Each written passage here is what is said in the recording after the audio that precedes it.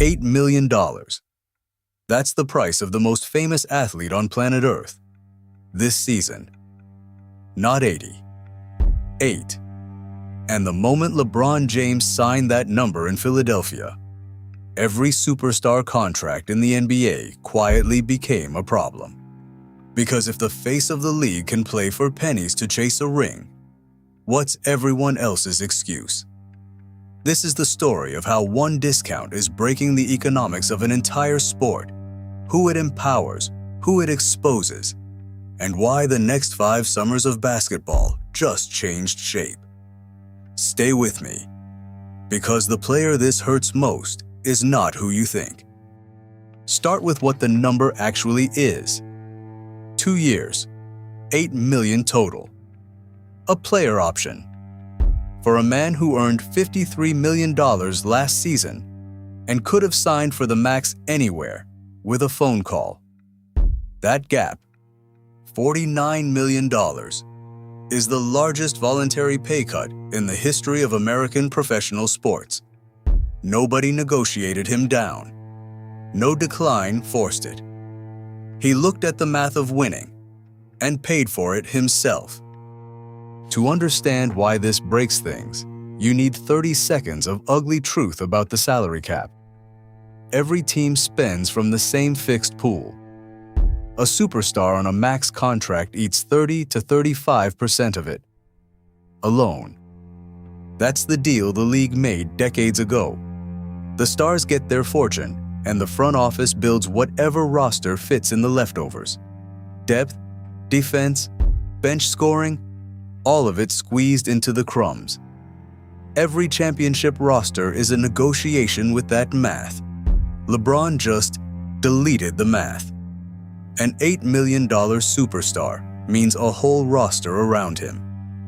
Philadelphia kept every piece because their best player decided the cap didn't apply to him. He's not the first. Tim Duncan spent his final seasons playing for a fraction of his worth, and San Antonio never stopped contending. Tom Brady spent 2 decades taking below-market deals in New England, and the Patriots turned the savings into 6 rings. Dirk did it. Manu did it. The pattern is old. But here's what's different. Those were quiet discounts in small markets from stars who hated attention. This one is the loudest possible version. The most watched athlete alive, taking 90% off on national television. A quiet exception just became a public standard. And the timing makes this nuclear, because of 2 words that have quietly reshaped the entire league: second apron. The newest labor deal built a punishment zone above the salary cap. Cross it, and a franchise doesn't just pay a tax.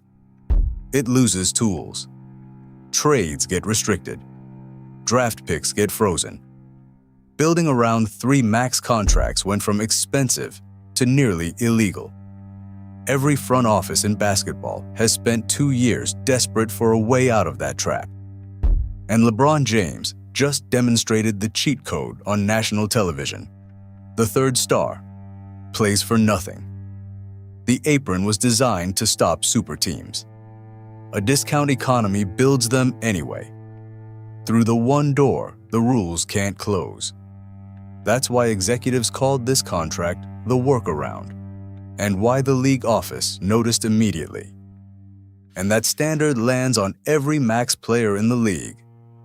Today, picture the next superstar negotiation. The agent asks for 35% of the cap, and the front office slides a phone across the table with one headline on it: "If LeBron played for 8.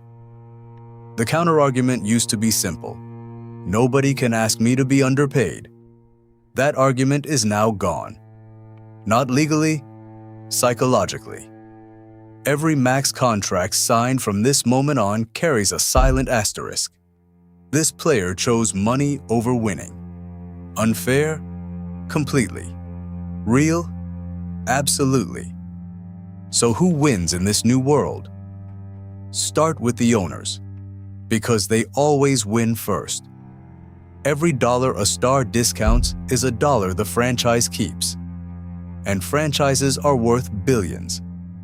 A league where discounts are noble is a league where billionaires pocket the difference and get called geniuses for it. The Players' Union has spent 50 years fighting for max earnings, and the most powerful member just undercut the scale. That's why, inside agent circles, the reaction to this contract was not admiration, it was alarm. But the max stars aren't the real victims. The real damage lands on the middle class. The 8th-year veteran, the third best player on a good team, the guys whose entire negotiating leverage is the going rate. When stars play for less, the going rate sags beneath them. The cap space LeBron freed in Philadelphia isn't charity. It's leverage the front office now spends on other players' smaller contracts. Multiply that across a league of copycats, and the discount economy becomes a pay cut for everyone who can't afford one. And here's the part. Nobody says to the fans cheering the discount, "You're not getting the savings." When a star takes 90% off, ticket prices don't drop 90%. The jersey doesn't get cheaper. The streaming package doesn't shrink. The money doesn't vanish. It just moves up the chain, from the player who earned it to the balance sheet that didn't. Fans celebrate these deals as sacrifice for the badge. And they are. But understand who receives the sacrifice. The romance of the discount is real for the locker room. On the invoice, it's just a transfer. From labor to ownership, with a parade as the receipt. Now watch the test case play out in real time, in the same building. Joel Embiid and Tyrese Maxey are both on massive deals. If Philadelphia wins the title this season, the story writes itself. The superstar who took nothing made it possible. And every max player in that locker room shared the trophy and kept the money. What do you think happens in their next negotiations? What happens when Maxey's extension comes up and the front office remembers exactly whose sacrifice built the parade? Winning doesn't settle this argument. Winning makes it louder. And inside locker rooms, this lands differently than it does on television, because players talk about money constantly and honestly in ways fans never hear. Contracts are respect. Contracts are rank. A veteran making $8 million while producing like a star does not read as noble in that room. It reads as leverage the front office now holds over everyone else.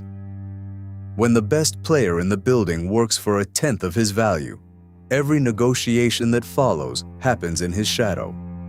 Some teammates love him for it. Their championship odds just tripled. And some understand exactly what it costs them personally and say nothing. Because who argues against a ring? That silence is the sound of the precedent settling in. Which brings us to the fight nobody wants in public. The Players Association exists to push salaries up, and it cannot say a word when its most famous member pushes them down, voluntarily, for the most sympathetic reason in sports. There's no villain to organize against. You can't file a grievance against generosity. So the union does the only thing it can: nothing. While the precedent hardens season by season, the next collective bargaining fight will happen in a league where take less to win is not a choice. It's an expectation. So here come the dominoes. Every contending team with an aging superstar now has the same conversation queued up. And every aging superstar has a decision LeBron just made impossible to avoid. Chase the last max and own the reputation that comes with it. Or take the discount and admit the max was never about need. Watch the next 12 months. The stars entering their final acts, the franchises suddenly bold enough to ask, and the agents fighting a precedent they can't attack out loud. One contract did this: $8 million. That cost the league's stars more money than any lockout ever has. There's one more winner nobody mentions: television. A league where aging icons take discounts to form contenders is a league that manufactures storylines for free. The networks paid $76 billion for NBA rights, and this contract just handed them their opening night script: the discount king against the champions. Every arena sold out for a farewell that might end in a parade. Ratings follow drama. Drama follows stakes.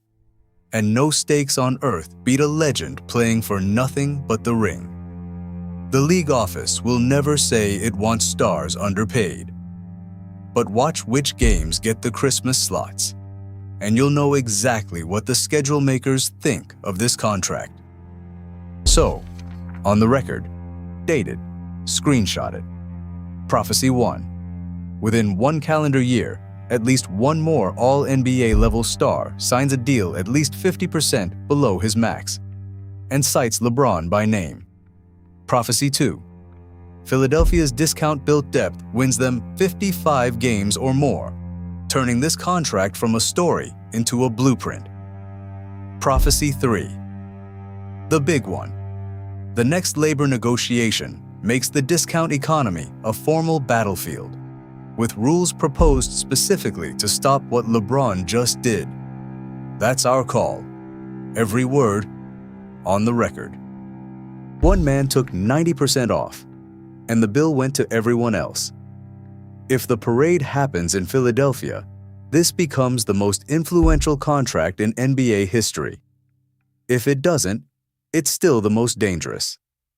So here's the question for the comments. If you were a superstar, do you take the max or take the discount? Be honest and subscribe. Because when these prophecies come due, we grade them right here on camera. The precedent is set. The league just doesn't know what it costs yet.